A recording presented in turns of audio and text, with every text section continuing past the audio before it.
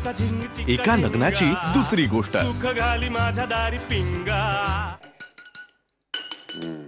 बरं झालं गब्बूनेच तुझी कान उघडणी केली ते.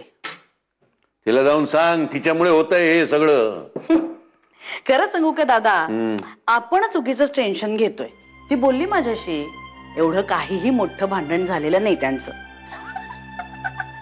काय तर म्हणे गब्बू घोरते आणि आपले जमाई बापू कपड्यांचे गोळे करून बेडवर टाकतात. ह्याच्यावरून त्यांची भांडणं झालेत.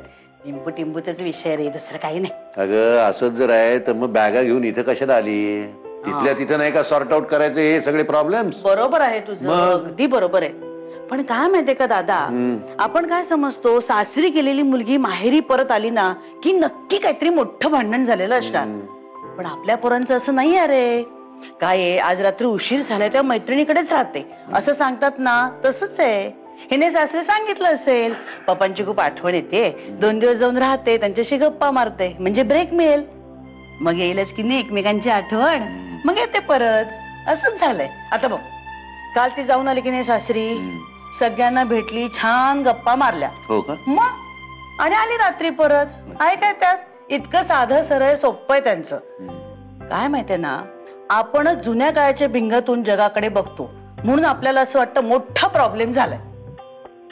असं आहे हे सगळं बेबी? मग काय ते कूल का काय म्हणतात ना, तसे आहेत हे दोघे जण. आपले जमाई बापू काय आणि आपली राधा काय. आता बघ, सारखे एकमेकांशी फोनवर बोलत असतात की नाही? कदाचित भेटतही असतील. आपणच ओव्हर रिॲक्ट होत असतो, बाकी काही नाही. असंच असू दे रे बाबा. तुला सांगतो त्यांच्या पद्धती आपल्याला कळल्या नाहीत तरी चालेल, पण त्यांच्या पद्धतीने का होईना त्यांचे संसार सुखाचे होऊ देत. होतील काही काळजी करू नकोस, टेन्शन घेऊ नकोस. चल लिंबू पाणी पी, माझं डोकं दुखायचं एकदम थांबेल. टेन्शन हे या सगळ्यामुळे हे डोकं दुखत नाही ग. मग डोकं आपला ऐसाही दुख रहा है. आता कसं तू नॉर्मल झालास का? हिंदी बोलायला लागलास ना. म्हणजे तो फिट आहेस एकदम. फिट आहे सांगते.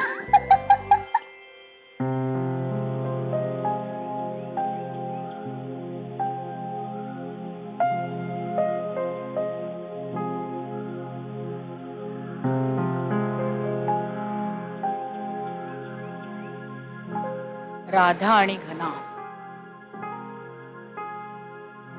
प्रॉब्लेम आहे. तोच विचार करतोस ना? कसं होईल का आता?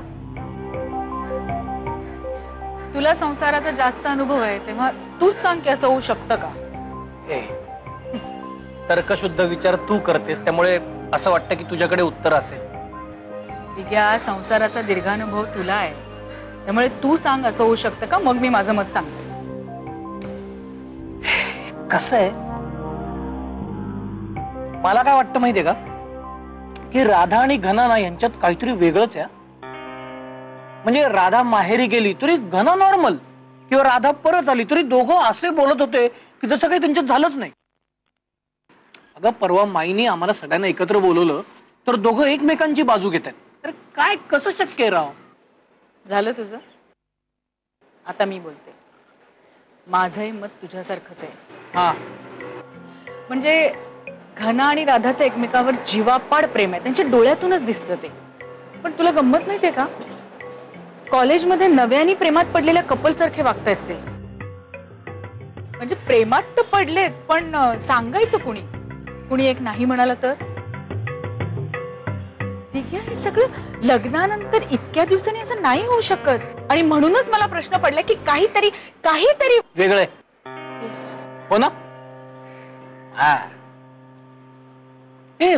तू का नाही बोलत राधाशी?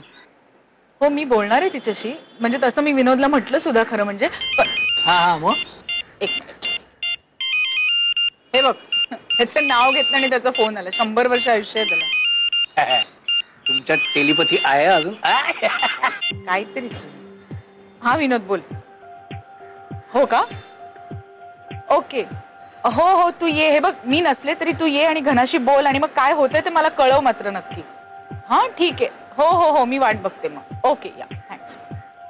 काय विनोद येतोय, हेच ह्याच्याविषयी बोलायला.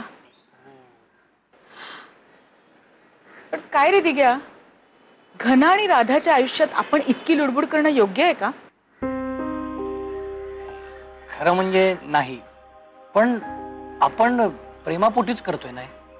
अरे हो, पण त्याचा काहीतरी वेगळा परिणाम नको व्हायला. कळतंय ना तुला मी काय म्हणते?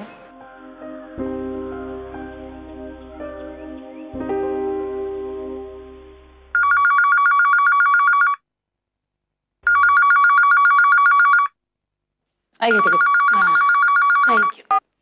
हॅलो, हा महेश देसाईंचं घर. नमस्कार. नाही नाही नाही, पण आम्हाला पेइंग गेस्ट नाही ठेवायचंय. हा, जाहिरात आली कुठल्या पेपरमध्ये? काय म्हणून? हो का? नाही नाही, काहीतरी हो आहेत, ते घरी आहेत आता, पण मी आत्ता नाही आहेत, आता ते आंघोळीला गेलेत. नाही, आत्ता नाही बोलू शकणार. हा, नाही नाही, मी त्यांना सांगते तुम्हाला नंतर फोन करायला. ओके ओके, या, गुड डे, बाय बाय. काय झालं? जोक. बोल ना, बोल बोल. आपल्या घरात पेइंग गेस्ट ठेवायचा आहे अशी जाहिरात आली पेपर मध्ये. पेइंग गेस्ट ठेवायचंय, आपलं हॉस्टेल आहे जवळपास. पेइंग गेस्ट मी दिली जाहिरात.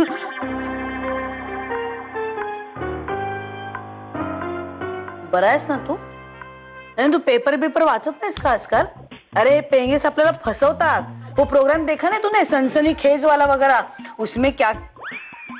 सगळी माणसं तशी नसतात बेबी. दुनियेत चांगली माणसं सुद्धा आहेत. आणि ही जाहिरात जी आहे, ही जाहिरात मी आज दिलेली नाही, फार पूर्वी दिलेली आहे. जेव्हा यांचं आणि ते अमेरिकेचं प्रकरण चालू होतं ना, घनाचं आणि हिचं, तेव्हा एक दिवस फ्रस्ट्रेट झालो, डोकं फिरलं, दिली जाहिरात, पाहिजे पेइंग गेस्ट. पप्पा, आता निस्तरामध्ये सगळं निपटून टाका. त्या माणसाला फोन करा, त्याला सांगा की पेइंग गेस्ट वगैरे ठेवायचं नाही. हे तू कोण ठरवणार? मी कोण ठरवणार म्हणजे आणखी कोण ठरवणार? नाही तर आपल्याला पेइंग गेस्टची गरज नाही. हा माझ्या प्रायव्हसीवर हल्ला नाहीये का? अरे आज तू आलेस 2 दिवस इथे माहेरी राहायला, आलेस मोठी बॅगा घेऊन, पण तुझा काय भरोसा आहे? बेबीनी सांगितलं मला काय पद्धतीची तुमची भांडणं आहेत, ती पोरासारखे भांडताय. इथे आल्यावर फोन काय करताय, जाताय काय भेटायला? तुझा काय बघ, उद्या निघून गेलीस मी एकटाच राहणार आहे ना परत इथे. आत्ता मुद्दा काय आहे पप्पा? तो जो कोणी अनोळखी इसम येणार आहे तो घरात ठेवायचा की नाही, कळलं का? आधी तो प्रश्न संपवू आणि मग बोलू माझं काय चाललंय ते. अगं आधी भेटतो त्याला, बरा वाटला तर ठेवून घेऊ पेइंग गेस्ट म्हणून. नाही हा पप्पा, मला तुमची सवय माहितीये. तुम्ही अनोळखी माणसाला जीव लावता आणि मग नंतर तुम्हाला त्रास होतो. हे बघ, मी तुझा बाप आहे, काय ठरवायचं ना ते मला ठरवू दे. याला काय अर्थ आहे पप्पा? अगं तू बोल ना काहीतरी. मी काय या विषयात बोलणार नाही का? चला, म्हणजे बेबी माझ्या शब्दाबाहेर नाहीये. अच्छा, या घरात कोणी माझं काही ऐकणारच नाहीये का? आमच्याकडे असं नाहीये, सगळे सिरियसली घेतात मी बोललेलं. आमच्याकडे म्हणजे काळ्यांकडे. या काय सांगते ऐका, आणि भांडून आली आहे काळ्यांकडनं इथे. पप्पा, त्याचा इथे काहीही संबंध नाही, लक्षात घ्या. तो अनोळखी इसम इथे राहणार नाहीये अँड इट्स फायनल. मला जर जावई बापूंनी सांगितलं ना तर मी त्यांचं ऐकेन. तुझं ऐकून ऐकून कंटाळा आलेला आहे मला आता. ह्याला काय अर्थ आहे? ए, मला तुमच्यात ओढू नका हा. तुम्ही बापले कधी एकत्र व्हाल आणि मला कधी एकटं पडाल ना ते सांगता येत नाही. मला पडायचं नाही तुमच्या भानगडीत. मी आपली चालले बघ. पप्पा, हे बघ, माझं मी ठरवेन असं मी ठरवलेलं आहे. तर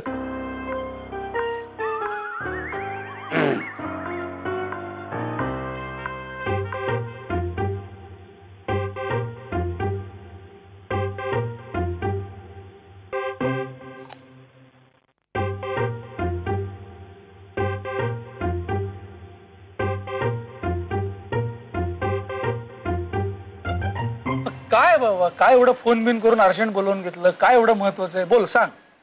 मी नाही सांगणार, जा. काय? मी नाही सांगणार. जा जा ज्ञाना, जा. मी जाणार नाहीये, मला महत्वाचं बोलायचंय. पण मला आता तुझ्याशी बोलायचं नाहीये. हे बघ, मी सायकोलॉजीतल्या बिग 5 थेरीचा अभ्यास करतोय आणि त्याप्रमाणे आपल्या घरातलं कोण कोणत्या कॅटेगरीत मोडतं याचा शोध घेतोय. आणि मुळात तू न्यूरोटिझम या कॅटेगरीत मोडत असल्याने मला तुझ्याशी बोलायचं नाहीये. Neuroticism? Emotional imbalance, moodiness, anxiety. त्यामुळे माझा वेळ मी फुकट घालवणार नाही तुझ्याशी बोलून. मला विनोद काकाशी जरा महत्वाचं बोलायचं.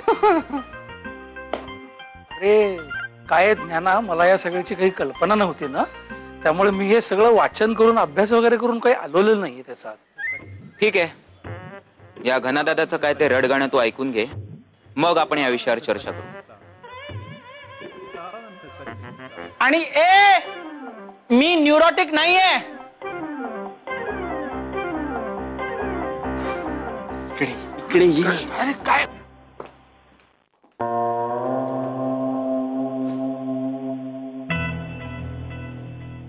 मानव,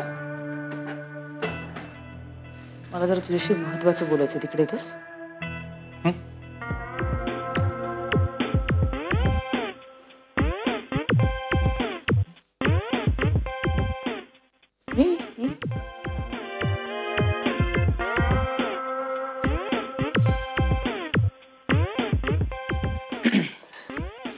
I'm glad.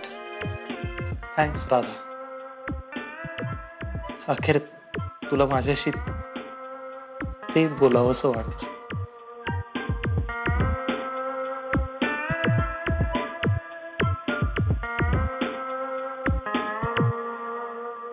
मानव,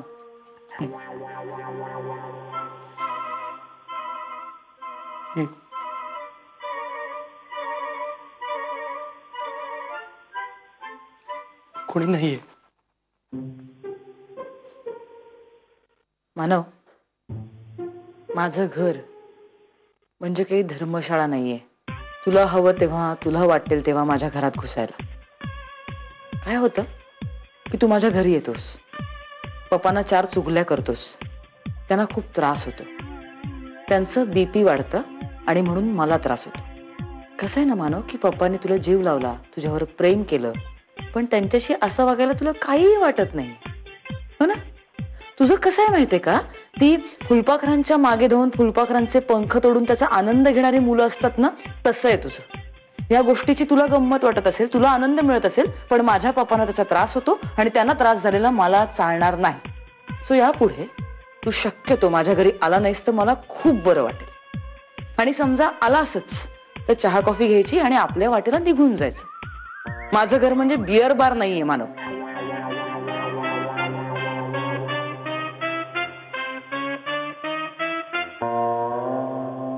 मानव, मी अत्यंत स्पष्ट शब्दात तुला समजावून सांगितलंय. आय होप तुला हे कळेल, पण मी वेगळ्या पद्धतीने समजावून सांगू शकते. आता फक्त मी थोडीशी माणुसकी दाखवते, पण दरवेळेस मी माणुसकी दाखवण्याच्या मूडमध्ये असेनच अशी खात्री मी देऊ शकत नाही. कळतंय तुला?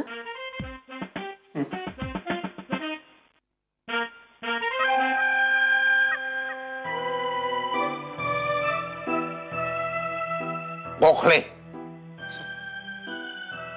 माझ्या केबिन मध्ये मला तुमच्याशी जरा बोलायचं आहे. या.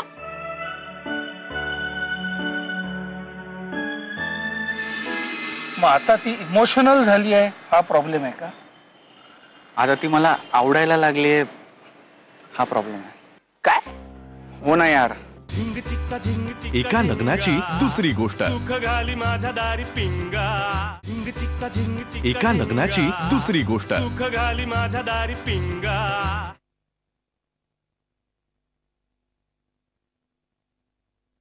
Yes sir. गोखरू माहितीये का तुम्हाला? गोखले. हो, कोकरू लहान असतं ते. कोकरू नव्हे, गोखरू. गोखलेतला गोखरू. गोखरू? हा, झाडाला लागतं ते, काटेरी असतं. म्हणजे असं कपड्याला लागलं की ते चिकटतं आणि टोचत राहतं सतत. काटेरी, हिरवं हिरवं, बोरा एवढं असतं, माळरानावर सापडतं आपल्याला. येस, आठवलं सर, गोखरू. हा, ते लहानपणी मी ते वर्गात घेऊन जायचो आणि मुलींच्या वेणीत किंवा केसामध्ये टाकायचो आणि पळायचो. खूप मजा यायची सर. आजपासून मी तुम्हाला गोखरू म्हणणार आहे. गोखले. मी गोखरू का सर? हा, कारण तुम्ही गोखरू सारखे सतत चिकटलेले असता, टोचत राहता सतत. मला नाही, राधाला. तुम्ही काय तिच्या टेबलवरती सतत घुटमळत असता. मला नीट कळेल का गोखरू आपलं गोखले. सर, आपली राधा अशी नव्हती हो. आता ती उदास, अंतर्मुख, खूप चिडचिडी झाली आहे. ती अशी फटकळपणे बोलते, मागचा पुढचा विचार न करता. आणि हे सगळं परिस्थितीमुळे झालंय. त्यात राधाचा काही दोष नाहीये सर. आणि मी काय करतोय सर? मी फक्त तिला आधार देण्याचा प्रयत्न करतोय बस. तुम्ही तिला आधार देताय? असं काय घडलंय गोखले की तिला तुमच्या आधाराची गरज पडली? मला नीट काही व्यवस्थित कळेल असं सांगाल का? सांगतो सर. त्या निर्दयी श्याम्याने. कोण श्याम्या? कोण? राधाचा नवरा. घनश्याम नाव आहे ना तसं? श्याम्या का श्याम्या? घनश्याम म्हणा. ओके सर, ऐका. तर त्या घनश्यामनी राधाला सोडून दिलंय. राधा आता तिच्या माहेरी असते आणि तिथेच ती एकटी जीवन कंठायचा प्रयत्न करते. अशा अवस्थेत ती कशी आनंदी राहणार सर? पण तुम्ही हे जे म्हणताय गोखले, ते जर खरं असेल तर this is really a news to me. Oh my God.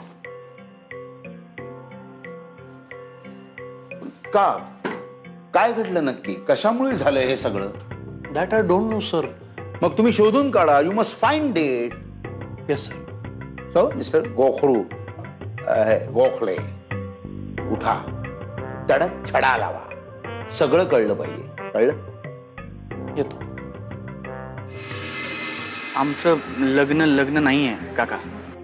ते एक कॉन्ट्रॅक्ट मॅरेज आहे. काय? एका लग्नाची दुसरी गोष्ट. एका लग्नाची दुसरी गोष्ट. इकडे ये. अरे एक मिनिट, मी दार बंद करतो. तुम्हाला कळायला नको की आपण इकडे बोलतो.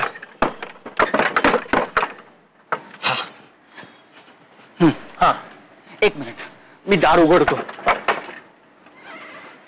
अरे कोणी पटकन आलं तर आपल्याला कळलं पाहिजे ना आलं म्हणून. हा हा हा. अरे बोल ना काहीतरी. बोलणार आहेस का? जाऊ मी आता. हा नाही मी बोलतो. मी बोलणार नाही का? हा.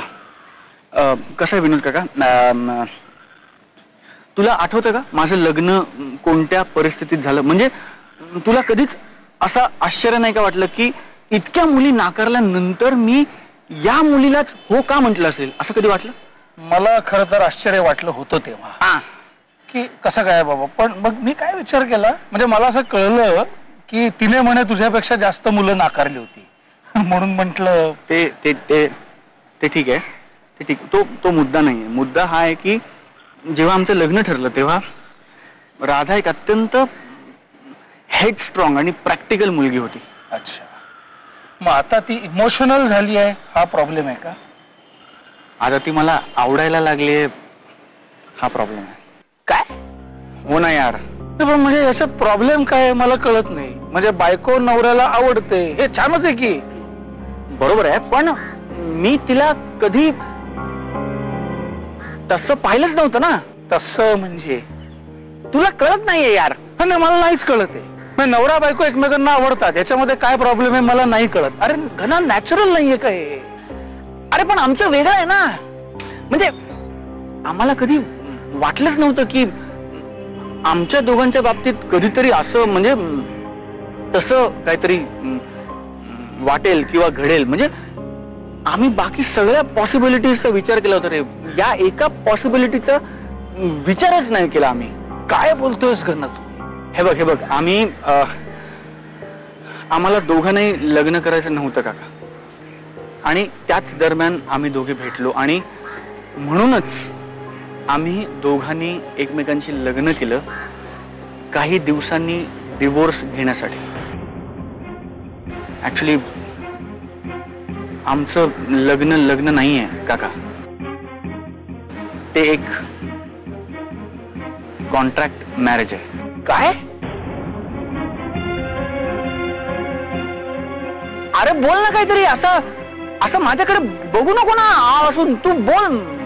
मला धडधडतंय तू गप्प बसतोस म्हणून. बोल ना काहीतरी. मी काय बोलणार घना?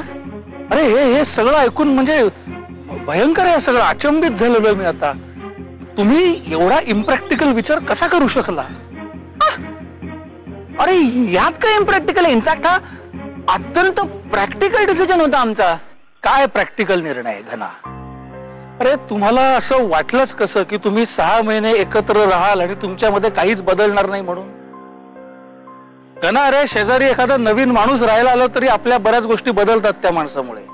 इथे तू एक जिवंत मुलगी लग्न करून घरात घेऊन आलायस जी तुझ्या बरोबर 24 तास घरामध्ये राहणार आहे, सगळ्या तुझ्या गोष्टी शेअर करणार आहे. तुला वाटलंच कसं की 6 महिन्यांनी काही बदलणारच नाही आणि शेवटी सगळं संपून जाईल म्हणून?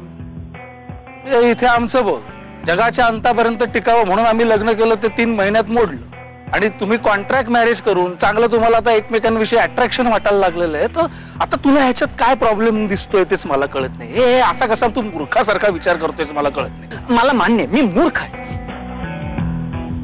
हे बघ मला कळतंय मी मूर्ख आहे. मी गाढव आहे. हे माझं सगळं चुकलंय. हे लॉजिक मला मान्य आहे. पण आता माझी वाट लागली ना रे. आणि खरं सांगतो काका मनापासून जेव्हा हे केलं होतं ना तेव्हा हे खूप सोपं वाटलं होतं ना. म्हणजे असं थ्रिलिंग वाटलं होतं, भारी वाटलं होतं. असं वाटलं होतं की आम्ही दोघे असे प्रॅक्टिकॅलिटीचे बादशाह आहोत. आम्ही काही करू शकतो, कोणालाही कंट्रोल करू शकतो, घरच्यांना गुंडाळून ठेवू शकतो. तेव्हा कळलंच नव्हतं ना रे की एक दिवशी आम्ही ह्यात अडकू आणि असे आम्हीच तोंडघाशी पडू असं. पण मुद्दा तो नाहीये. मुद्दा हा आहे की मला ह्याच्यात अडकायचं नाही. मला अडकायचं नाहीये आणि जर मी राधाला नीट ओळखतो तर तिलाही ह्याच्यात अडकायचं नाहीये. आम्हाला ह्यात अडकायचं नाहीये आणि म्हणून मी तुझ्या बरोबर हे शेअर केलंय. प्लीज ह्यातनं काहीतरी रस्ता सांग काका. अरे मी काय मार्ग सांगणार? तू हे आता एकदम एवढं सगळं सांगून बॉम्ब टाकलायस माझ्यावर. हे मला सगळं आधी आता पचवायला पाहिजे. हे झेपत नाहीये मला. मला आता आधी थोडासा विचार करायला लागेल याच्यावरती. पण म्हणजे काय कॉन्ट्रॅक्ट मॅरेज का?